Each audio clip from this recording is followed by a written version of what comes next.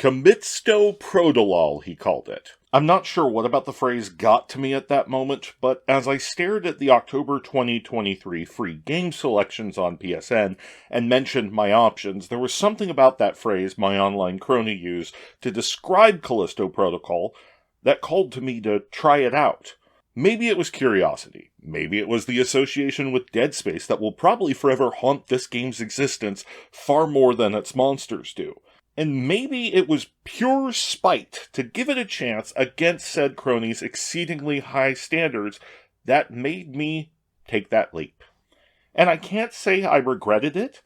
I ended up enjoying the experience. Probably not as much as I could, definitely not without frustrations, and certainly not without more than a few utterances of the phrase, just like Dead Space. I told you it would haunt this comparison. But I thought Calisto Protocol was just fine? Maybe even good? But that's damning praise in this day and age of every project needing to be this runaway smash success, critical darling or making enough money to run a small country or fund Jeff Bezos' 47th retirement home in Washington alone. So here I am flexing that media criticism and analysis minor from Arizona State University, like that phrase lends me any credence whatsoever, as I unpack the questions. Can a work in this day and age be okay? And where exactly does Calisto Protocol start to lose its promise? Let's address that haha real funny Mr. Clown title I gave this essay. In addition to specifically aiming for the acronym MEH, I picked Hamartia because it describes a character's fatal flaw in Greek tragedy, and is derived from a word meaning to err, or to miss the mark. I feel that word does the double duty of describing both the player's journey and the journey of protagonist Jacob Lee. Let's hit up that PSN description again, though my decision to play this was well decided before I read these words. In this narrative-driven, third-person survival horror game set 300 years in the future, the player will take on the role of Jacob Lee, a victim of fate thrown into Black Iron Prison, a maximum-security penitentiary located on Jupiter's moon Callisto. When inmates begin to transform into monstrous creatures, the prison is thrown into chaos. To survive, Jacob must battle his way to safety to escape Black Iron Prison while uncovering the dark and disturbing secrets buried beneath the surface of Callisto. Using a unique blend of shooting and close-quarters combat, Jacob will need to adapt his tactics to combat the rapidly evolving creatures while scavenging to unlock new weapons, gear, and abilities to outrun the growing threat and escape the horrors of Jupiter's dead moon. The phrase victim of fate is an interesting choice of words for the marketing, given the game will go out of its way to contest that notion by its finale, or heck, its opening moments. From the outset, Jacob clearly knows he's doing something wrong with shipping this cargo he and his co-pilot are set up for. A mission you know is going to end in the co-pilot's death because he's exuding all that I'm one day away from retirement energy to set up that ironic death. And sure enough, Jacob's hubris immediately blows up in his face metaphorically, and in Max's face, literally. For the record, I actively had to look up just about every NPC's name in this game to remind myself of what they were. Most don't really have an appreciable impact on the plot, Max especially given his early exit. But for his part in shipping what are clearly illicit drugs of some kind, Jacob is raided by a revolutionary leader named Danny, has his ship crashed, and then he's taken prisoner because, I don't know, he landed on the wrong moon of Jupiter. And so in every man, just like Dead Space, though in this case a cargo pilot rather than an engineer, finds himself thrust into the middle of a space cult conspiracy, just like Dead Space, and must use the power of the specialized skill set of the game to defeat the not xenomorphs, which is a classic of a lot of sci-fi shooter games, so I'll hold off on the mantra there. Worth noting that the Dead Space comparisons are not being done just to be cute, but because the developer Striking Distance Studios is headed up by Dead Space creator Glenn Schofield. In this case, the comparisons are likely intentional on his part to evoke memories of that series. It's probably unfortunate timing then that a remake of said original series came out around the same time, and for all arguments, won the showdown between these two titles. I'm not really getting into that at this moment in time. Let's assess the game on its own merits first. For his part, Jacob is thrown into Black Iron Prison, injected with a monitor by a character who is literally going to disappear till the end of the game. That leaves him with a monitor on his back, or back of neck in this case, to let the player monitor his health. I don't even have to say the mantra at this point, right? Anyway, Jacob awakes to find the prison has gone to hell, and he's got to get out. And we almost immediately get introduced to the game's melee combat system. Unlike Dead Space, which emphasized limb removal via firearm, Callisto goes for a more smash-and-bash melee approach. I do find it unusual that for the game's focus on melee for most of the game, there's only one melee weapon to be had. Once you get the security baton, that's it. I'm not saying I'm expecting or wanting an arsenal of space katanas, but some leaning into what appears to be your core concept seems like it should be expected? For what it's worth, the baton does just fine as your main method of dealing with the game's various foes. There's a visceral satisfaction in just smacking down an enemy, even if it's rough, choppy, and gets a little messy when multiple foes are involved. It feels like you're an untrained cargo pilot just winging it, because, well, you are. And yes, I played this on the easiest difficulty. I ain't got the time for the suffering. What I'm noticing right from the get-go is that the plot is not really in a hurry to get involved in the proceedings in this first half of the game. You meet Elias, and the rest of the prison is essentially a laundry list of activities to escape the scenario, with Elias as your guy in the chair who's been in the prison for a long time. We see our initial jailer Ferris get decked off a tall ledge, but anybody who has played this kind of game for longer than 5 minutes knows that he'll be back. The plot is so unhurried to get involved that the findable audio dialogues, which in games of this genre usually provide some insight or research reports that expand the lore, are instead mostly relegated to reactions. Guards screaming, "Something's coming!" bemoaning their fate, things of that nature. It's not necessarily bad, but it quickly becomes background noise that I felt no particular urge to hunt down. You get the point that things are all screwed up pretty quickly. It's at about this point that a few potential cracks start forming, but to the game's credit, actually responds to them well before they're an issue. Need something beyond just bashing? There are firearms to help your way, and the grip gauntlet that evokes all the great feelings of the launch ability from Control. It was the best part of that game, and it remains pretty entertaining here, though limited energy keeps it from being in a starring role, though that is an intentional choice. Oh, I wish I had some enemy variety, you say. Callisto meets that challenge with quadrupedal wall crawlers and poison spitters to vary up the challenge, as well as some security robots who are best avoided.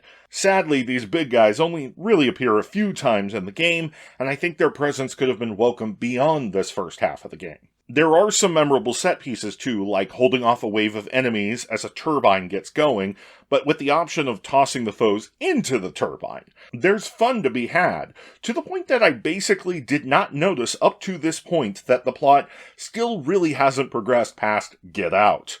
And again, right at the point that I'm starting to wonder where we're going with this, the plot shows up, assuring us it was just out getting a six-pack and the traffic from the store was pretty bad. We re-meet with Danny, who basically takes off in her own direction, so Elias and Jacob head for the prison exit.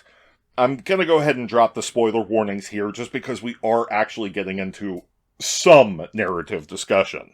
I'll admit, during my playthrough, I sort of wrote off Elias because he seems to die due to Ferris's interference right after they get the environment suits, for no other reason than to show it's serious time. Wow, they really didn't do anything with Elias, did they? I texted my Discord group. But I'm realizing now I was wrong to dismiss him. Elias's swan song, and specifically the dialogue before it, are going to leave a lasting impression on Jacob, not necessarily the plot. Elias lets Jacob know clearly that he's in here for murder, and even if the circumstances might lean to it being self-defense, he considers his penance needed and just. Only reason he aims to escape is that the prison has become a murder-death fight pit, and that's probably more than he signed on for. Elias dies at peace, at least getting outside and seeing the sky and stars one last time. It's perhaps the game's only moment of quiet solace, And without Elias going the way he does, I legitimately don't think Jacob makes the choice he does at the game's end. As we press on, I do enjoy the aspect of hiding enemies in the snow amongst frozen bodies, even if, again, veterans of the genre will see that coming from a mile away.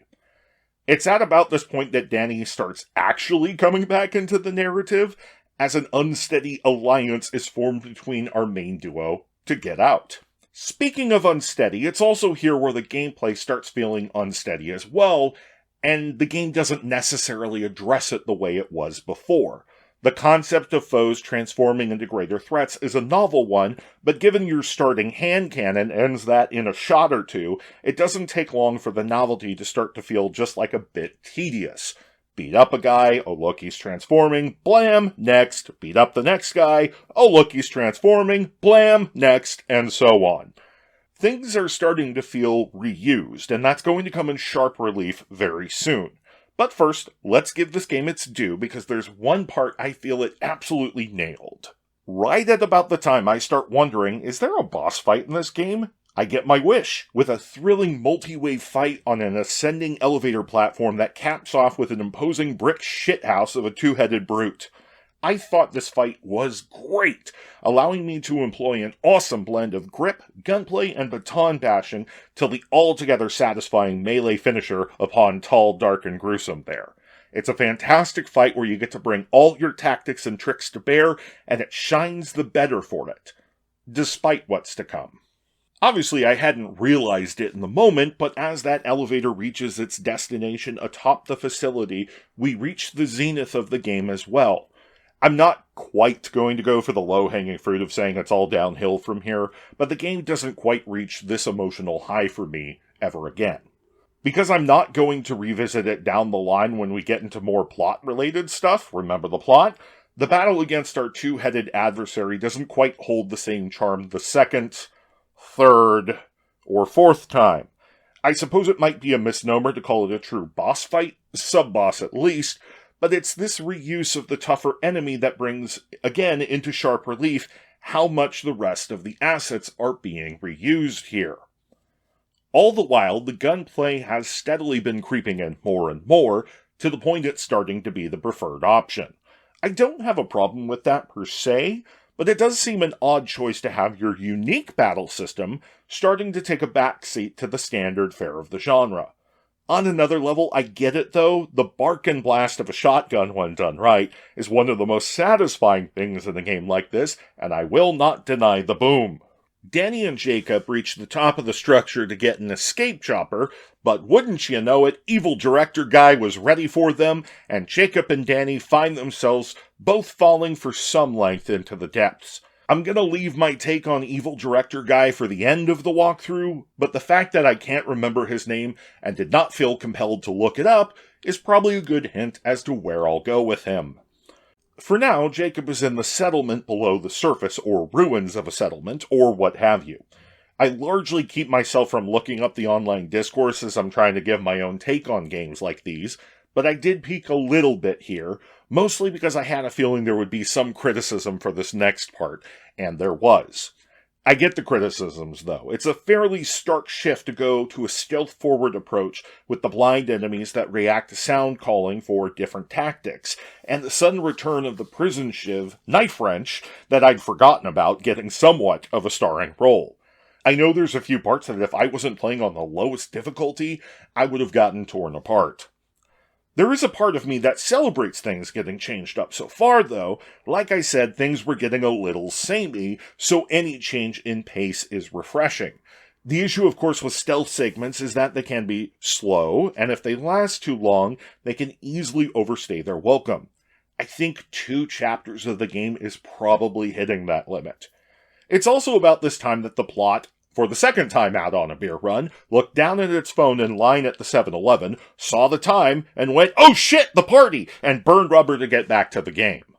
We're finally getting to the core of what exactly it was that turned the prisoners and staff into the creatures we've been fighting, beyond the test for the next phase of human evolution plot that is, it has to be said, just like Dead Space. We learn how this town was essentially destroyed by it, Jacob understands the true cost of what he was supporting, and we get to unpack Danny's stakes in this whole fight. I'm bringing up events out of order here, but flow-wise, it feels like now is the time to bring up what I think is the most narratively satisfying portion of the game, where the circumstances of mental fatigue, toxins, and other issues combine to have Jacob imagine himself in the exact colony where Danny's family was personally devastated by what now afflicts Callisto. When your entire environments in the game are basically prison, ruin, snow, or facility, it's the cityscape that I wish we'd gotten to see more of, even if it's just a vision. It's a sequence that sees the otherwise rarely used Max get his most direct interaction with Jacob outside of the occasional jump scare, saying on no uncertain terms that they did this by bringing the material to Callisto. I either feel like this conversation needed to happen earlier, or that other sequences like this were sprinkled throughout the game. It's such a great narrative part that I feel it's practically holding the story on its shoulders like some sort of plot atlas. I chose to bring up the other returning element here as we get into the end of the game, because Captain Ferris really does stride into the end of the game and make it about him. We of course knew he wasn't dead, and it's probably no surprise that he's been juiced up into some super soldier type. I honestly don't have much to say about the first encounter. It's clear from the get-go that you're just stalling for time while Danny gets a door open. Given that our overused two-headed brute friend basically serves as a culmination of the melee strats in a lot of ways, there's not much Ferris adds to that method. It's just more dodging before you strike back. It's fine.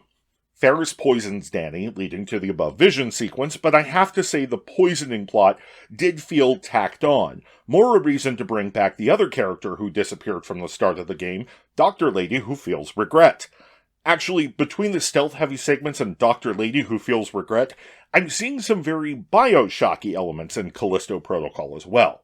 I bring up Bioshock because I share the not-unique opinion that the first one, while a fantastic game, falls apart a little bit at the end with Frank Fontaine, leading up to a final boss that becomes a huge monster man because the game felt like it needed to have one. So too is it here, as Ferris shows up for the second and final round, transforming into a flesh-domed titan after a repeat first round for reasons. At this point, the game doesn't even bother with the melee system. It's pure gunplay to finish it out, one heavy attack from the boss spells doom. Dodge, dodge, more dodge, and shoot a ton of bullets. It's also fine, which is a word I'm intentionally bringing up towards the end more and more here. And what of our story plot culmination? Well, the last part in the super evil penthouse really drives home how super evil our super evil director man is, and how super necessary he feels his super evil plot is. Between all the "we knew you would do that" elements of his mid-plot appearance, to the talking to the evil council part at the end here, and even the "it wasn't me, it was a hologram," I can't help but wonder why his diploma from the Dr. Claw School of Cheesy Villainry wasn't hanging on his wall here either. If you couldn't tell, the antagonist was, for me, easily the weakest part, particularly because he has the "I was never here" aspect that an elementary school play yard imagination fight might have. Oh, and a self-destruct sequence, because of course we had to check that box too. We beat Ferris, get some of his blood for Danny's cure, and discover there's only one escape pod. Gasp. We know where this is going. Jacob leaves it for Danny, staying behind. This doesn't feel unearned, though, reflecting on the scene where Elias and later conversation with the Shadow of Max, it really only could go this way. Jacob ultimately wants redemption, and this is how he gets it. Without that aspect, I don't think the connection with Jacob and Danny is really strong enough to make this moment work. Dr. Regrets tells Jacob that there may be a way out in the land of sequel hooks. Ferris does a surprise-style pop-up, and that's Calisto Protocol. I'm aware of what the DLC adds on to the story. I'm intentionally saving it for discussing Calisto Protocol as a whole. That is to say, right now. I asked two guiding questions as I opened this: where Calisto Protocol starts to lose its promise, and whether a work in this day and age can be considered just fine. And to be clear, I think the game is fine. I certainly don't regret my time spent with it, and there were enough pops of brightness that I can say I had fun. I think reading back, it's clear that the veneer starts coming off a bit right around the time Danny joins up with you for good. To be clear, Danny's joining had nothing to do with that feeling, that just happens to be the moment where it kicks off. And now for the what about fine aspect. I could just look at the industry's increasing need to have every mega release be a mega smash hit to justify cost and say, no, being fine is not okay, and wash my hands of it, but I feel that to be somewhat disingenuous. That's certainly a studio executive's answer, but not mine. I, as a consumer, am more than happy to consume material without needing it to have a deeper meaning or be this 10 out of 10 utter masterpiece every time. We live in an age where people lose their shit over a 7 and 8 review score, like saying that's a bad score. Last I checked, 7 out of 10 on a test grade got you a C. That's a pass. In fact, I find it downright exhausting to have to always be seeking out the greatest echelon of entertainment all the time. Comfort trash has its place, and while Callisto won't be that for me, I am somewhat weirdly thanking it for being just fine. This exhaustion to not only always make worthy media, but consume worthy media all the time, I can't help but wonder if that's tied to the need to churn out nothing but bangers to justify the cost. It's a crazy tightrope game makers have to walk, not unlike the late-stage capitalist need to have better and better revenues, profits, etc. every quarter after quarter. It doesn't take an economics degree to figure out that that mentality is unsustainable. So I'm gonna go on record and say that I think it's not just fine for a work to be just fine, but it's downright important sometimes. Even bad media has its place, and if you've got comfort trash that you like to consume, who am I to judge you? In Callisto Protocol's case, though, what ultimately proved to be its undoing, at least in my opinion, was simple timing. Callisto Protocol lands early December 2022. The Dead Space remake lands in late January 2023, at just about 2 months at best.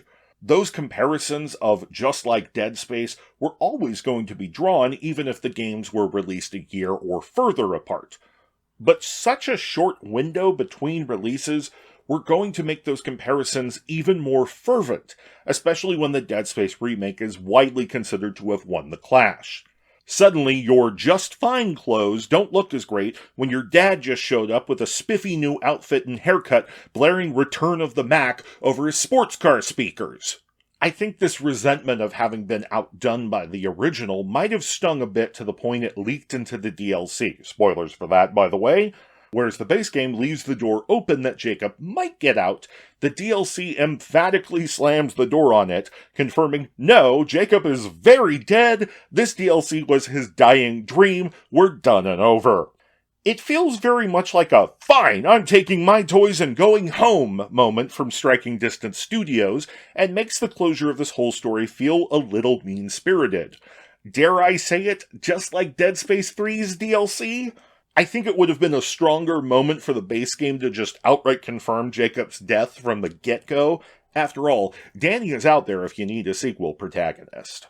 The ultimate hamartia, or fatal flaw of both protagonist Jacob and Callisto Protocol as a whole, was to turn a blind eye to what was going on the whole time, either with events at Black Iron Prison, or with the inevitable comparison to Dead Space waiting just around the corner. What the game's fatal flaw was not, or at least shouldn't be, was being just fine. Mediocrity should not be a path to crucifixion, or we're consigning ourselves to also turning a blind eye to what is happening in this media landscape.